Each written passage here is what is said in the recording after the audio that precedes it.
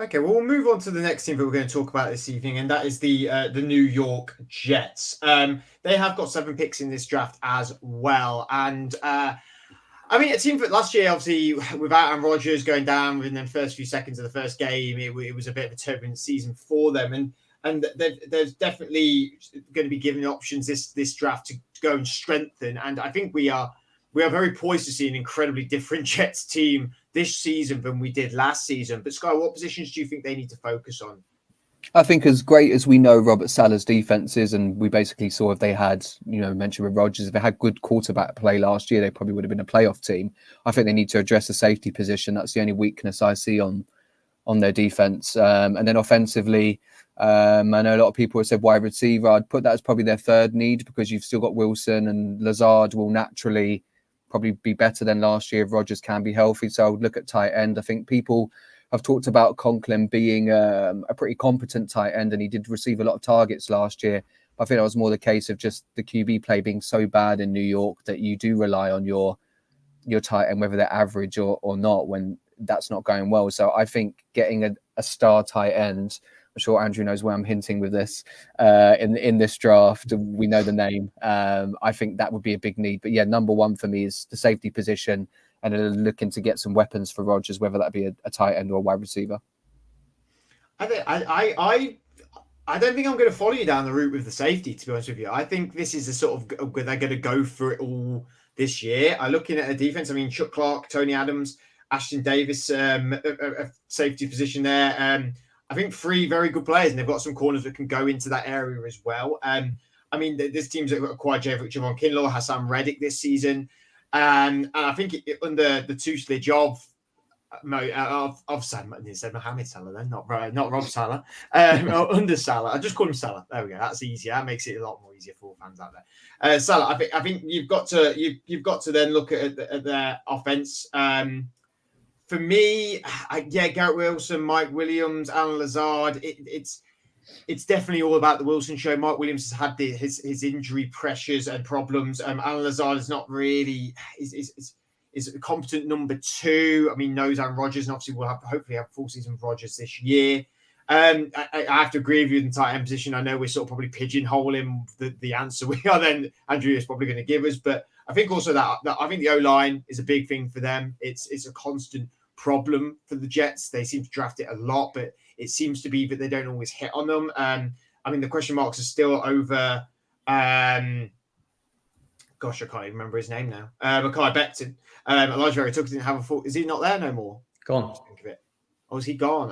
Okay. So they brought in Morgan Moses and Tyron Smith on Johnson from the Ravens, but I still think they could use some depth there because they have had a history of injuries. But Andrew, what are you thinking? Are you agreeing with some of the stuff we're saying? Again, it's another team that I'm really conflicted with. I'm not on as much of a hype train as a lot of people are going, Aaron Rodgers is back this year. This team instantly becomes playoff worthy. Because last year they spent a lot of time bringing in Aaron's mates. They brought in Lazard, they brought in Randall Cobb. I'm thinking, 2 older guys. And then this offseason, they bring in Mike Williams, an older guy, Tyron Smith, an older guy, Morgan Moses, an older guy, Hassan Reddick, an older guy. They just don't seem to be getting any younger. And I feel like in order to make a big playoff run, you need squad depth and you need to be rotating those players.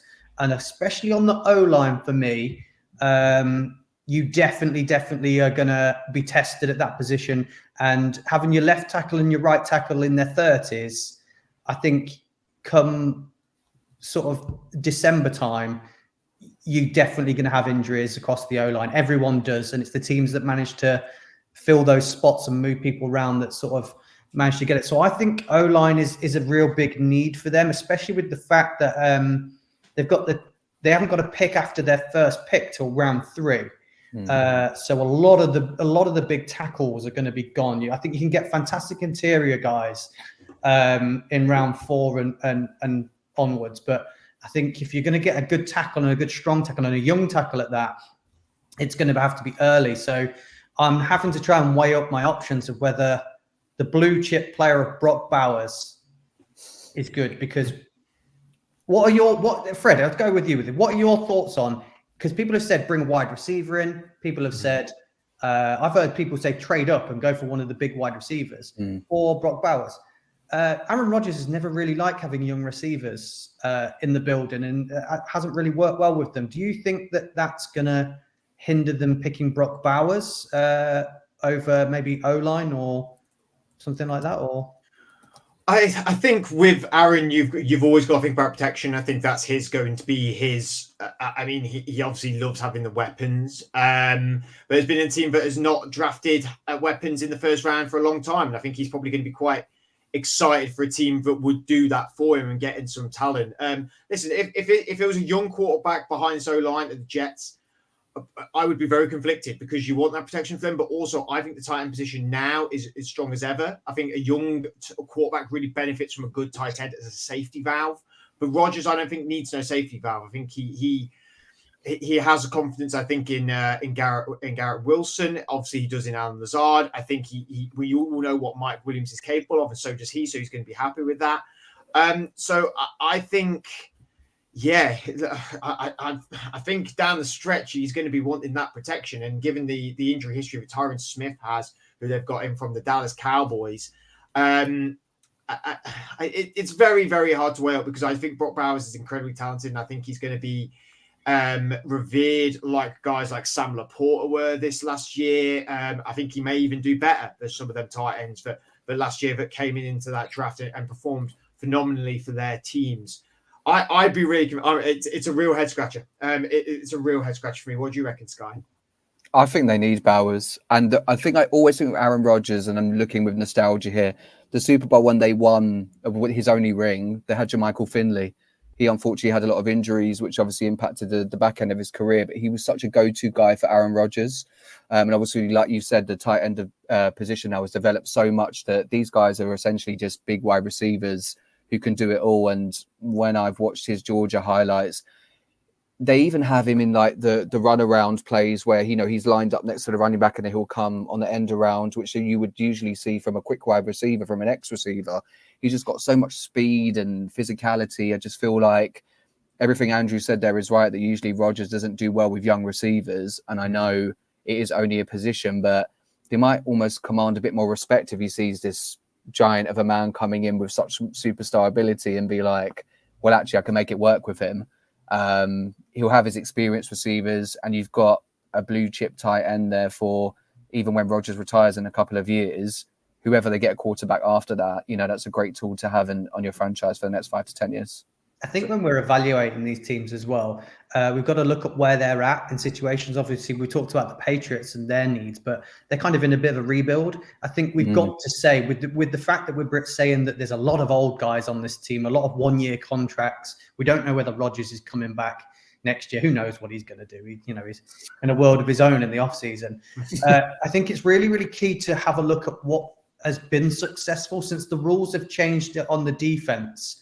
The ball is now dominating the middle of the field is now a big thing. When we look at the previous Super Bowl winners of like the last 10 years, that with the Chiefs, with Kelsey, with the Patriots and the Buccaneers, with Gronk, with the Eagles, with Zach. I think Zach Ertz was their leading receiver, wasn't he, when they won it in 2018? Dominating the middle of the field. Take a look. Everyone who reached the championship games last year, what did we have? We had Mark Andrews, George Kittle, Laporta, and Kelsey. Yeah.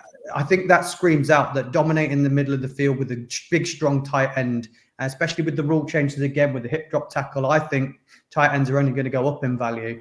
So I think that should be the pick. I just can't get out of my head that they're going to go O-line. And Sky, you said previously as well, you thought safety was a key position for them. There's no first-round safeties in this draft. I would argue that you're probably not even going to go.